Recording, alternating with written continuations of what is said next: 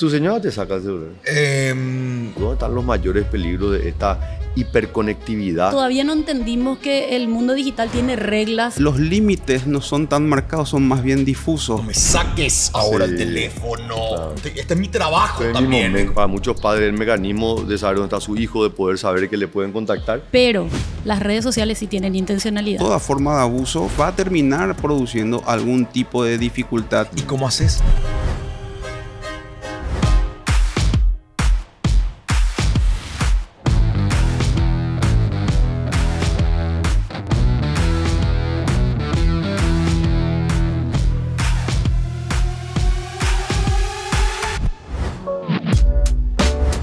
La verdad que muy contento en esta nueva entrega de nuestro podcast que queremos hacer de una manera descontracturada.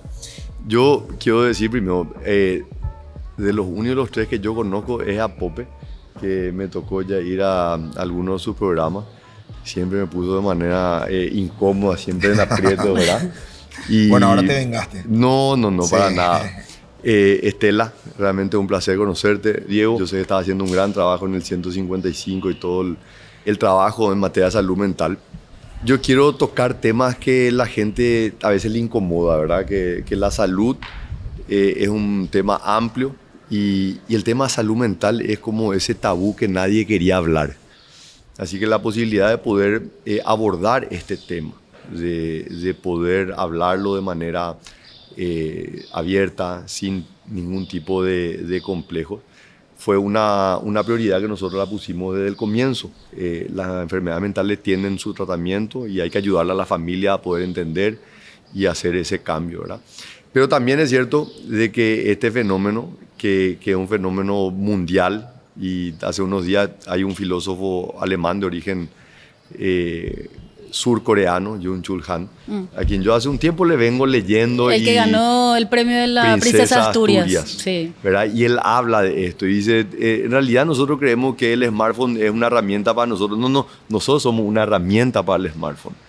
Y el rol que ha tenido el mundo digital, chicos que son nativos digitales, ¿verdad? Yo ya tengo un hijo de 28 años ya, es mío que no es tan nativo digital, pero tengo una hija de 20 años que sí ya es más hiperconectada. Yo no puedo negar, a mí me cuesta muchísimo, llego a la noche y estoy hasta las altas horas viendo a ver si, a pesar de que Leti siempre me cuestiona, deja ya desconectarte, pero uno vive hiperconectado. Así que quiero comenzar un poco contigo, Pope, que sos una persona hiperconectada, que te comunicas a través del mundo digital. Tenés chicos, yo sé que tus hijas Sí. comparten contigo, ¿verdad? ¿Y cómo vivís esto y el impacto que esto tiene en los adultos, pero también en los chicos? Bueno, justamente mencionaste a Byung-Chul Han y yo llegué a él por una necesidad de encontrar esta explicación de por qué me pasaba que cuando yo estaba generando cuestiones de redes sociales, que al comienzo uno entra como muy amigable, ¿verdad? Da gusto, qué sé yo, tengo 5.000 seguidores. Hija, hace un mes tengo 5.100 y vas así creciendo, haces contenido para ese nicho que va creciendo con los meses y con el año, después te fuiste a 20.000, 50.000, 90.000, 100.000. Y llega un punto que es como que parece que ya empezás a repetir lo que decís, ya no hay novedad, ya la exigencia empieza, sí, pero eso ya dijiste. Y vos ya estás como en un momento harto, ya no querés tocar el teléfono, o te vas de vacaciones, que era lo que hablábamos con la licenciada y con el doctor, de que era, bueno, te vas de vacaciones y vos querés sacar fotos, querés grabar, pero parece que ya todo lo haces pensando en la reacción de la gente y pierde un poco el sabor. Y como mencionaste a Byung-Chul Han, cuando yo llegué ahí, él habla acerca de esta sociedad, en su libro La Sociedad del Cansancio, donde dice, o sea, es una sociedad donde nosotros nos convertimos en el propio verdugo y víctima al mismo tiempo. Entonces, claro, uno dice ponerse límites y todo ese tipo de cosas. A mí generalmente el ponerme límites me lleva a una cuestión de cuando estoy por explotar, ahí dejo el celular 2 días. O los contenidos ya se empiezan a ir para atrás. Con respecto a mis hijas, ellas ya le empiezan a dar una computadora a los 8 o 9 años. Entonces yo digo, ¿es necesario? ¿No es necesario? Leo de repente qué pasa en otra parte del mundo. Y que ahora creo que en Finlandia eso se retiró todo el tema de la computadora. Finlandia, Noruega también. De más grande, No, ¿verdad? y se está prohibiendo el uso de celulares, ¿verdad? Nosotros estamos evaluando, ¿verdad? De alguna manera promover. Obviamente en esto también hay que encontrar el equilibrio, el límite, ¿verdad? Porque el celular también, para muchos padres, es el mecanismo de saber dónde está su hijo, de poder saber que le pueden contactar. Pero hay que ponerle un límite, ese equilibrio, el que yo creo que nosotros nos estamos midiendo. Y vos decís, darle una computadora a los 8 años y puede ser debatible. Muchas veces los padres le dan a los 2 años, al año, al niño, vos ves que está haciendo scroll. Y muchas veces, bueno, y es la oportunidad de que esté entretenido un tiempo. Pero realmente creo que hemos perdido ese equilibrio y es un poco el debate que tenemos que hacer y hablarlo. Sin miedo al cuestionamiento también, ¿verdad? Porque muchos pueden decir, pero ¿por qué me van a quitar mis libertades de cómo yo le voy a educar a tu hijo? No, queremos alertarte nomás de los peligros, ¿verdad? Y ahí, Estela, un poco preguntarte vos desde tu óptica, ¿verdad? Como licenciada, ¿dónde vos ves los mayores riesgos? ¿Dónde están los mayores peligros de esta hiperconectividad y el impacto que está teniendo? Yo estoy seguro que está sintiendo en jóvenes que cada vez más están yendo a consultar con un psicólogo, que están tratando de tener una mayor atención. Muchos dicen, esta es una generación de cristal, ¿verdad? No saben, pero yo creo que hay también mucho de lo que nos está haciendo esta hiperconectividad. Mira, realmente, presidente, son muchas cosas porque hay varios flancos detrás de esto, de la hiperconectividad, ¿verdad? Primero que nada, somos padres que nos cayó la tecnología y se fue muy rápido y nosotros todavía no sabemos usar bien. Nosotros todavía no entendimos que el mundo digital tiene reglas como el mundo objetivo en el cual vivimos. O sea, si vamos a cruzar la calle, hay reglas. Hay reglas en el semáforo. La vida tiene reglas. Lo que pasa es que cuando llegó el celular a nuestra mano, y llegó el internet libre y nosotros nos dimos cuenta que podíamos hacer muchas cosas, nosotros empezamos a utilizar mal. Qué sé yo, voy a inventar los grupos de padres en los colegios, los grupos de WhatsApp de diferentes maneras, ¿verdad? O de diferentes espacios.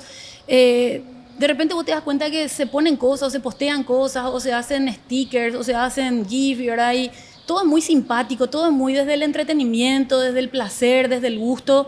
Pero no nos damos cuenta que estamos también pasando sobre los límites que nos corresponden también, ¿verdad? Y estamos hablando de una madurez también, nosotros como padres. Sí. Entonces, nos tocó la analogía, pasamos a la digitalidad, nuestros hijos nacieron con la digitalidad y nosotros, sin saber cómo usar, estamos educando chicos en ese mundo. Sí. Y estamos nosotros al borde de un cambio que va a ser todavía más disruptivo, sí, que es convivir con la inteligencia artificial, ¿verdad? Porque hoy tenemos esta situación que vos decís, se crea un grupo para estar informado, para compartir, pero hoy empiezan a haber chatbots, o sea, vos empezás a interactuar con una máquina del otro lado, ¿verdad? Que inclusive vos le podés llamar y te va a hablar con una voz y te va a responder en base a un listado de preguntas comunes que pueden haber, y vos al final decís con quién estoy hablando. Y los avances que está teniendo la inteligencia artificial, yo creo que los niños que hoy ya son nativos digitales no están tampoco preparados para cómo van a relacionarse con esa inteligencia artificial. La pregunta es, ¿tenemos síntomas que podemos hoy identificar de manera temprana y que desde una política pública y la sociedad en su conjunto pueda decir, señores, tengan cuidado, porque estas son señales de alerta? Yo hasta ahora no he podido encontrar una guía para el padre, decirle, mira, si vos le encontrás este tipo de síntomas de manera anticipada, y acá puede haber un problema mucho más profundo que al final, cuando uno dice, bueno, le voy a llevar a mi hija al psicólogo o tengo que ir a un psiquiatra, y bueno, ya capaz que es tarde, porque al final del día la salud preventiva siempre es mejor, pero no tenemos todavía los elementos masivos sobre cómo cuidar de manera preventiva nuestra salud mental. ¿Cuáles son los síntomas que vos identificás? Tenemos irritabilidad, tenemos ansiedad, tenemos, muchas veces estábamos hablando también con Pope de esto, ¿verdad? Esa sensación de insatisfacción constante, esa necesidad de validación por un like, ¿verdad? por un botón de me gusta, o de ir publicando también cada vez más cosas mías y cada vez más abiertas, ¿verdad? son ya cositas que hay que estar atentos también como padres, ¿verdad? Si vos te vas y le decís a tu hijo, apaga la tele o desconectate del teléfono o sacale, y te digo sobre todo en niños, y se ponen súper irritables o reactivos, ya te tiene que llamar la atención. Eso no puede ser común, ¿verdad? No podemos normalizar eso. Eso ya te tiene que dar una alerta, sobre todo en los chicos y en los adolescentes también, ¿verdad? Pero sí, yo creo y estoy totalmente convencida de que todo esto que están haciendo en otros países, que es nuestra ventaja, que en otros países ya están legislando, ya están ¿verdad? Poniendo límites. Yo sí creo que los padres tenemos que ser conscientes de que hay que tener límites. Sí. Y que hay que poner edades límite. Yo creo que un paso inclusive antes de esto, hay que instalar la problemática, ¿verdad? Nosotros en salud pública siempre decimos los dos problemas más grandes dentro del sistema de salud pública son la diabetes y la hipertensión. Hablamos de eso. Nadie dice que baroteo diabetes está estigmatizado. No se habla. Y son enfermedades que son prevenibles. Uno tiene que tener buenos hábitos alimenticios, tiene que hacer ejercicio, tiene que tener una vida sana. Y eso permite que personas no tengan que estar haciendo diálisis. O sea, todo esto hoy lo hablamos desde una visión de política pública, se enfoca en el sistema educativo. En salud mental todavía no lo hacemos. Es como que parece que si hay una persona que tiene algún problema emocional, eso es un tabú. Yo creo que ese es para mí el principal objetivo. Tenemos que instalar que la salud mental es igual de importante que la salud física. Es igual de importante de cualquiera de los otros elementos que hoy enfocamos, ¿verdad? No sé, el Plan Nacional de Vacunación. O sea, nosotros erradicamos enfermedades y fue un esfuerzo enorme y nadie cuestiona. Todos los años a los niños vamos y le vacunamos. ¿Por qué le vacunamos? Porque hay siempre algún sector que dice no hay que vacunar, pero hoy en líneas generales está demostrado que con la vacunación temprana los niños evitan muchísimas enfermedades. Bueno, lo mismo tenemos que instalar en materia de salud mental, ¿verdad? Que creo que es fundamental y le escuchaba también al Papa León XIV hablando hace unos días que decía la enfermedad de esta generación es la tristeza. Uh-huh. La tristeza es hoy la enfermedad de esta generación, ¿verdad? Y viene en parte por no querer hablar de lo que significan las enfermedades mentales. Mi querido doctor Diego, vos estás al frente como psiquiatra del servicio 155, ¿verdad?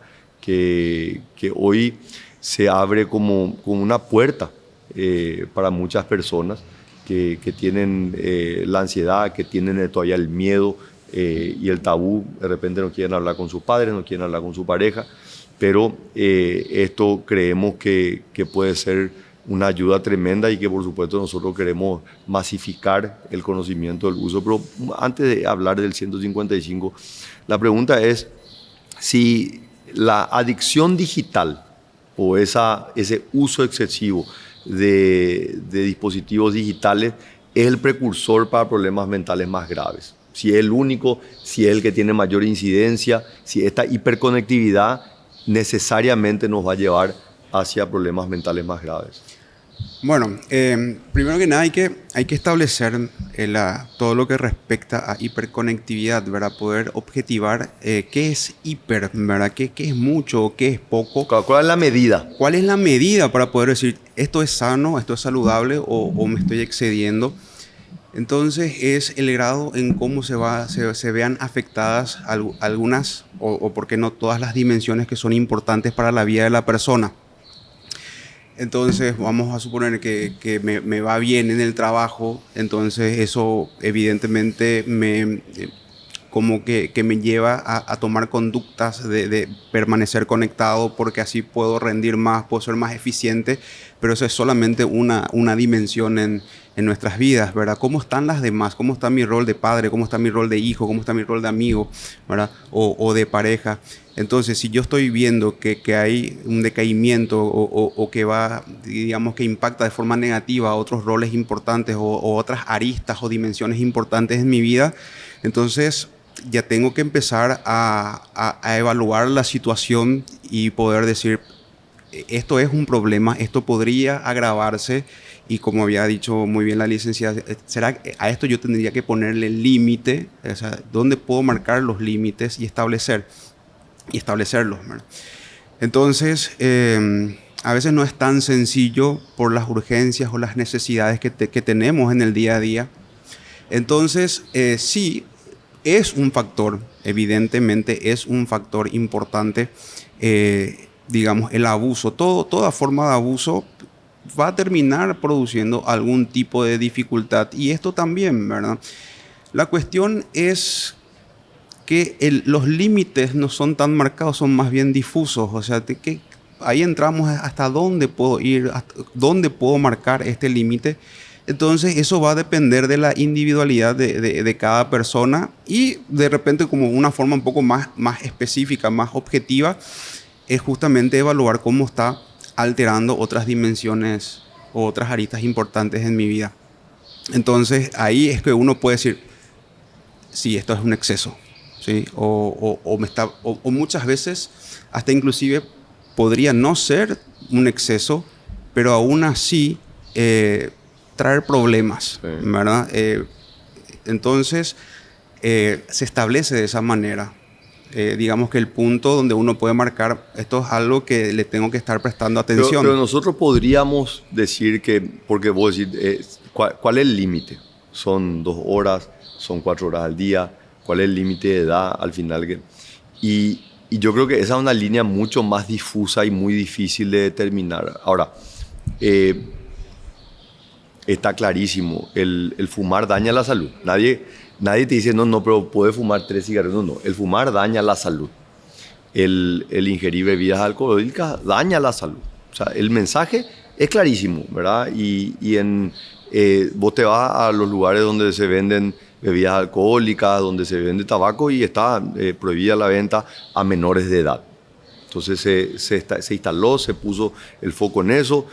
Está instalado que las bebidas azucaradas generan un daño sobre el cuerpo, ¿verdad? No están prohibidas, no están prohibidas las bebidas azucaradas, pero la política pública de alguna manera trata, ¿verdad?, con los impuestos selectivos al consumo, trata de desalentar en el tabaco, en el alcohol, en la bebida. Limitar la publicidad. O sea, tomamos estas medidas.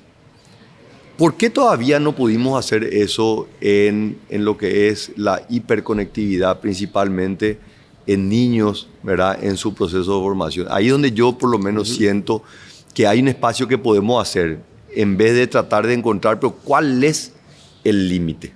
Y en realidad decir, no, está demostrado, hay un daño, genera, ¿verdad?, cuando se pierde ese equilibrio.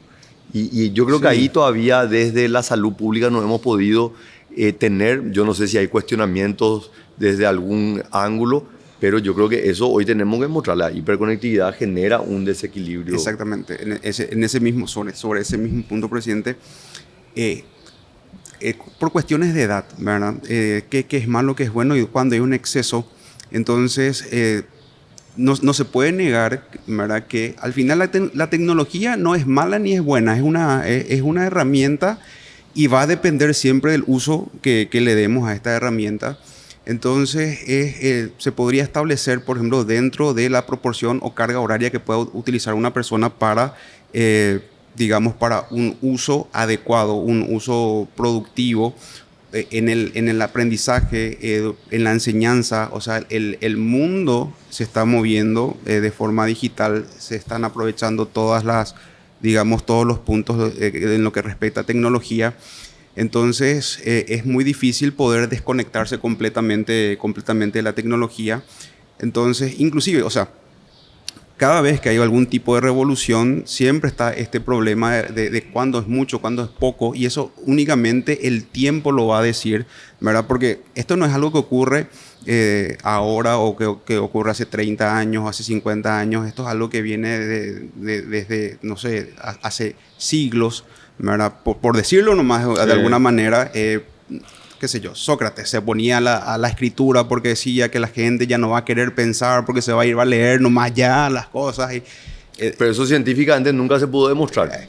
El leer en exceso, claro, o sea, no le ha hecho daño a nadie. La lectura, claro, pero digo nomás que en ese momento, claro, cuando se empieza a expandir la escritura o se crea la escritura, había como un miedo. Claro. ¿Será que esto nos va a volver más No, tontos? habrá sido lo mismo con la incursión de la radio, de La la, radio, televisión. el internet, O sea, todo ¿verdad? esto, claro que genera cambios disruptivos, ¿verdad? Pero yo lo que creo que hoy estamos viendo bastantes elementos que dicen esto está generando un crecimiento en la incidencia de las enfermedades mentales, ¿verdad? Claro, el tema es el límite. El tema justamente es saber limitar, dosificar la tecnología. ¿Y cómo nos damos cuenta de eso? Y directamente, si yo estoy hablando con una persona que quedamos en vernos para poder hablar y compartir, y yo le estoy hablando y está ahí tiqui, ¿verdad? Con el teléfono, o sea, ahí digamos que ya estamos viendo como una conducta disruptiva. ¿Tu señora te saca el celular? Lo que pasa es que... Previo o sea, una KPT. Lo que pasa, yo estaba pensando ahora como decir mi señor me saca, hace lo que quiere, pero a lo que voy es que en La verdad montañita, hay un nunca te momento, pasó, vamos a hacer la montañita. Claro, pero hay un momento, yo sí, La eso cuando torre, estaba en el colegio la le decía a torre, los chicos, la torre. pongamos acá el teléfono y Sí. que te traían los teléfonos de la última gama y Sí. así con el tuyo. Pero a mí me pasa lo siguiente, que hay veces que como en el día a día, ¿verdad? Vos sos papá, tenés en la radio, qué sé yo, en la televisión y tus redes sociales. Y de lunes a viernes no puedo, y yo digo, bueno, domingo ya me mentalizo que voy a hacer todo ese trabajo de edición, boom, lo voy a hacer ahí. Me despierto lo temprano a las 7 para que nadie me rompa. Y a las 9:30, 10 empiezan a despertar y los huevos. Yo estoy a punto de terminar una edición y es como que no me saques ahora Sí, el teléfono. claro. ¿Entendés? Déjame, este es mi trabajo Estoy en mi también. Es momento. como que es muy importante. Pero estoy completamente desfasado en ese sentido. Ahora, con respecto, quiero claro. preguntarte algo. El doctor decía el uso de redes sociales o lo que sea. En cuanto a estas redes sociales, yo pienso nomás lo que pasa. El año pasado fui a China y ya habían cosas que no podía ver estando allá.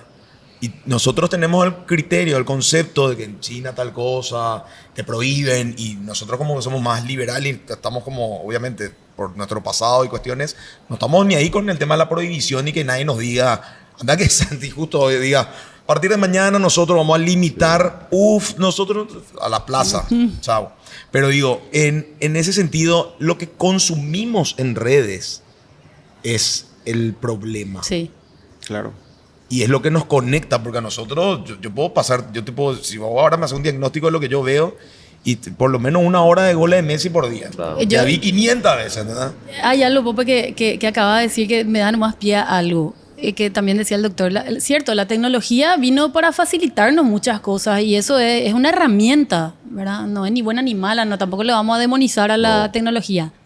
Pero las redes sociales sí tienen intencionalidad. ¿Y cómo haces? Y eso es diferente. Claro, pero tipo, ya entraste a la selva, ya te picó el bicho. Exacto. O sea, ¿cómo que yo te denuncie? Mira, Me picó mosquito Santi Peña. Algo, Ahora vos. algo que nos falta muchísimo a nosotros es investigación a nivel país y a Pero- nivel Latinoamérica. Pero yo creo, Estela, que hay información suficiente que nos permite llegar a ciertas conclusiones. Sí. Pero que son externas a nosotros. Pero tenemos que instalar y no tenemos. Pues yo creo que todavía hay un tabú. ¿Por qué? Bueno, desde por lo menos lo que a mí me toca vivir desde mi formación hasta estos días, realmente yo voy notando un cambio en donde las personas realmente, y más todavía desde o sea, post pandemia, es como que está más abierta realmente a todo lo que respecta a salud mental. Algunas cuestiones porque uno puede decir que de repente se pueden pasar por alto, pero antes de la pandemia era muy común hacer como que nunca le viste a la persona, ¿verdad? Como que se te cruzas en el súper, no le saludas, mira, por un respeto también a la confidencialidad y a la intimidad de cada persona. Vos decís como profesional. Como ¿verdad? profesional, Claro. ¿verdad? Y ahora, por ejemplo, o sea, después de la pandemia, me resulta muy llamativo que la gente se te acerca y te saluda. Hola, doctor. Hola, Ella doctor. es mi psicóloga, él es mi doctor. Él es mi Sí. psiquiatra, así, Sí. ¿verdad? Cosas que no ocurría con anterioridad. Incluso cuando uno recomienda, porque tengo tengo amigos médicos que no son psiquiatras, y también me comentan eso, que cuando le recomienda, por ejemplo, tipo la necesidad de hacer algún tipo de psicoterapia o acudir con el psiquiatra, ¿verdad? Los casos de ansiedad, ¿verdad? Los trastornos de ansiedad son los trastornos más prevalentes, ¿verdad? Que llegan digamos, a médicos no especialistas, ¿verdad? ¿Por qué? Porque llegan a través de los síntomas que son muy parecidos a de repente ACV, ¿verdad? Que todo el mundo está muy metido en eso, ¿verdad? El tema de accidente cerebrovascular, infartos, ¿verdad? ¿Por qué? Porque este tipo de taquicardia, no puedo respirar. Claro. Entonces caen a los servicios de urgencia, se hace todo el screening, todo el estudio, ¿verdad? Y el paciente está sano. Entonces, anteriormente mira, que era un poco más difícil porque uno simplemente por tener así como que la intención de sugerirle alguna consulta con un especialista de salud mental, ya era así. La pared. Claro, yo no estoy loco, Sí. ya empezaba, Sí. ¿verdad? Y ahora no, ¿verdad? Inclusive, justamente con ayuda de la tecnología, muchas veces ya empiezan a investigar sobre los síntomas. Autodiagnosticar y Hay automedicarse. cuánto diagnóstico Eso también es de doble filo, ¿verdad? Sí. Pero La ChatGPT. pero ya viene directo. O sea, Y que ahora es otro problema, porque ahora a nivel mundial los adolescentes están llevando la terapia a la inteligencia artificial. ChatGPT, Por eso claro. estoy diciendo, nosotros como padres no entendimos suficientemente el mundo digital para poder prepararle y educarle a nuestros hijos, y nuestros hijos que ya están están inmersos en ese mundo digital, tampoco están preparados y no van a estar preparados los paraguayos, los jóvenes, ¿verdad? De 20, 30 años. ¿Cómo le van a preparar a su hijo en un mundo donde la inteligencia artificial prácticamente va a dominar? Pero los adolescentes te dicen, o sea, yo trabajo con un adolescente no solamente en consultorios, sino también en el colegio, y yo le digo a ellos, ¿ustedes le darían celular a sus hijos? No, profe, jamás le daría yo un teléfono ni redes. O sea, ellos mismos te dicen, ¿por qué? O sea, ¿por qué nos dejaron? ¿Por qué nos permitieron? Y te piden a gritos decir, ¿por qué mis padres no nos pusieron límites antes? ¿Verdad? Vamos a preguntarle a la gente. Yo le pedí en la invitación, le pedí que nos hagan algunas preguntas. Quiero leer y compartir con ustedes. Dice Rosy Jiménez, dice, buenas tardes, yo creo que eso de cuidar la salud mental es mucho más amplio que solo eso de estar conectado a redes.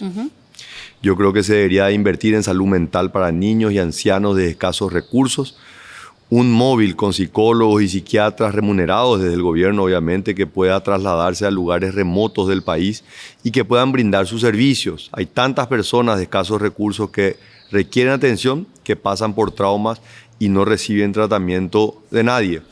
Y ahí un poco el trabajo que está haciendo Diego y el Ministerio de Salud, ¿verdad? Que desarrollaron el 155 y un programa que se llama MHGAP, que lo que busca es capacitar en salud mental a los médicos de adultos y pediatras, ¿verdad? Porque también hay muchos médicos, ¿verdad? Que son médicos de familia que no necesariamente tienen la especialidad, pero sí se le puede dar algunos elementos de alerta temprana para que ellos puedan identificar y después direccionar.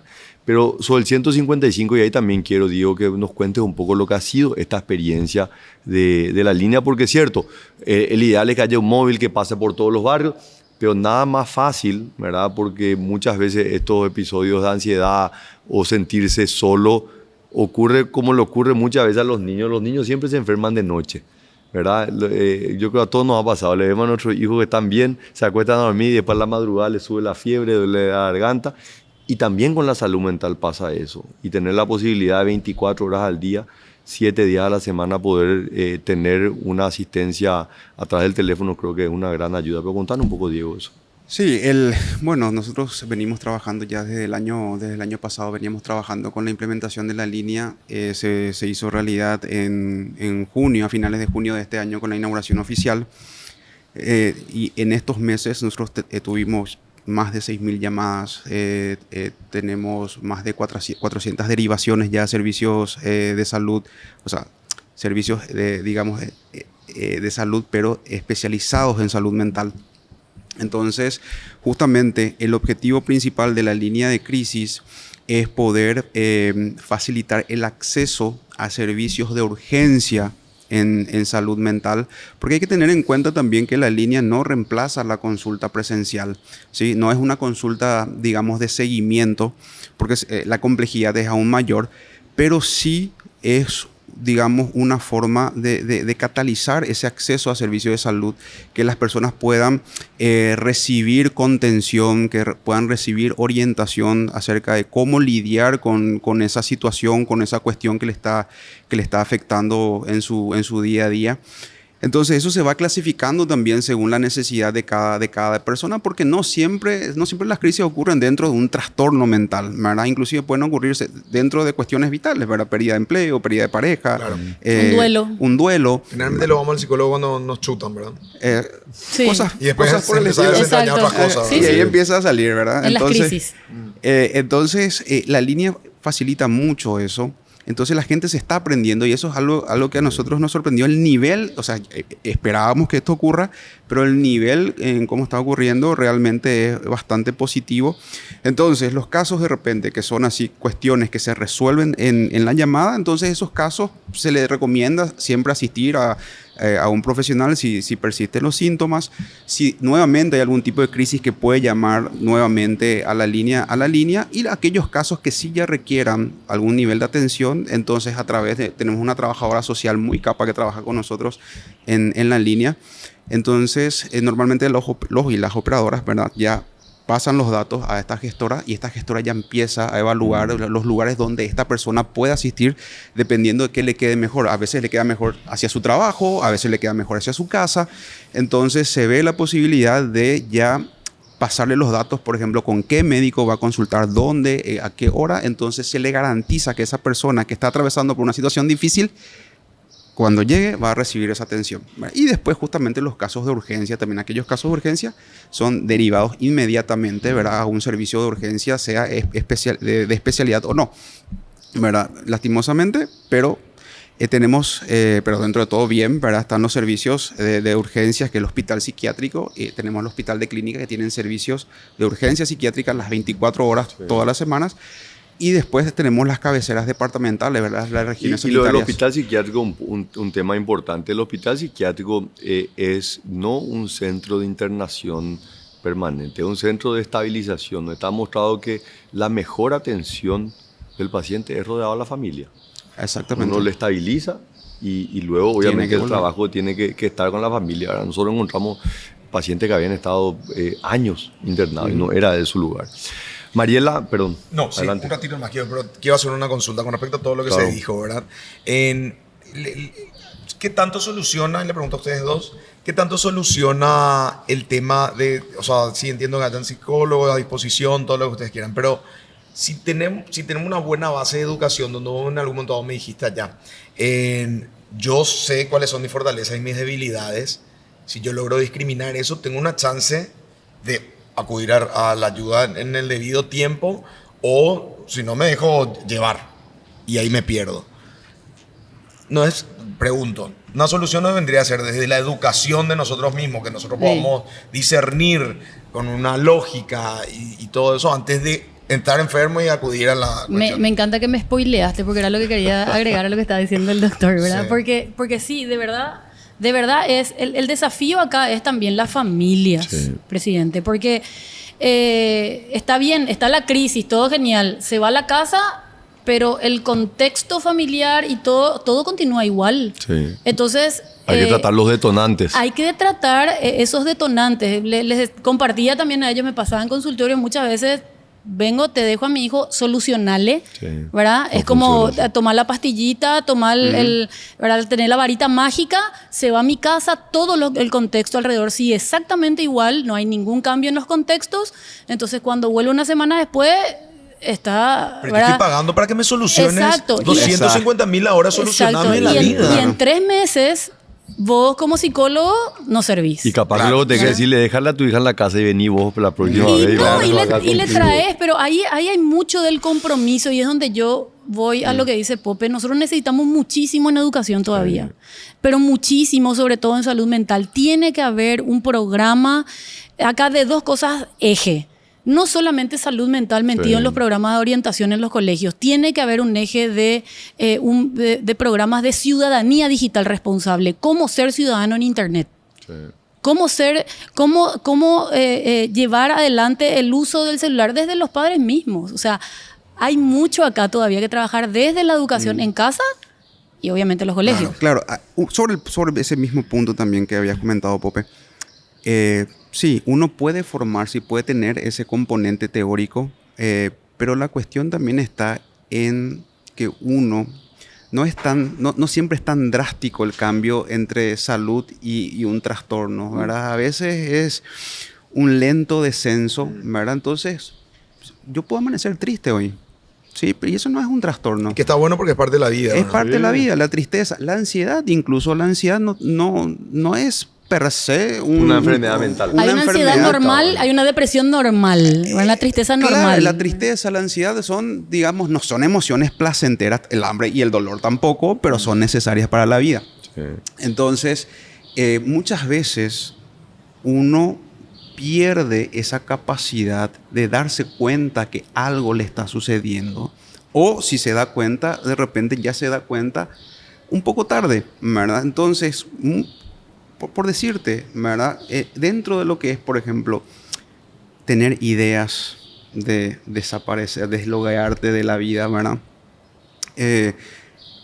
Ya hay un problema previo, pero de repente vos te estás dando cuenta, epa, ¿verdad? No es normal que yo esté pensando este tipo de cosas. Sí. Y ahí, bueno, ahí justamente está el acceso a servicios de salud. ¿Qué tan rápido yo puedo acceder a que alguien, por ejemplo, me oriente, me diga, sí, ¿verdad? Esto está ocurriendo, entonces estos son los pasos que vos podés seguir, o esta es la situación que estás atravesando.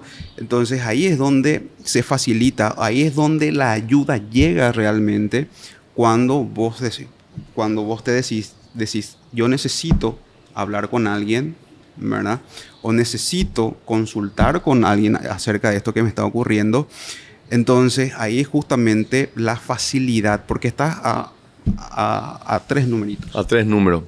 Mariela nos hace la siguiente pregunta. Me dice, excelente iniciativa, es un tema que se debe abordar con urgencia porque realmente está afectando la salud mental. O sea, porque realmente está afectando la salud mental. Está muy ligado a las redes y no tienen dominio y cada vez más se desconectan de la realidad, en donde se están perdiendo las familias, nuestros niños y jóvenes. Necesitamos más actividades sanas, diálogos, lectura, fomentar más la lectura de libros, talleres de creatividad.